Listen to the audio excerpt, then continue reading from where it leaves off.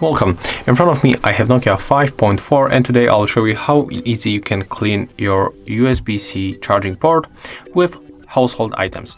So here I got the pencil with very thin tip, as you can see, and we can use it really easy to remove the dust and other stuff from our charging port.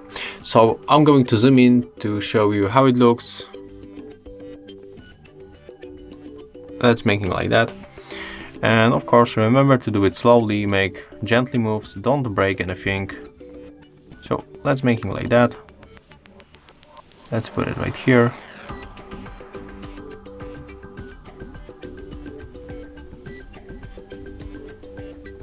And then just make gestures like that. Just push it from the one. Okay, it breaks. Let's go for another one.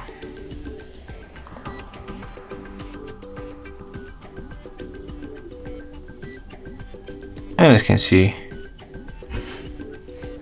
it comes out. Let's try from the another side. Inside we can also find the dust.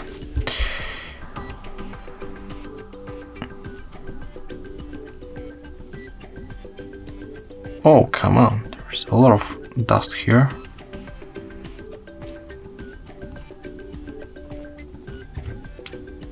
Okay. It breaks another time.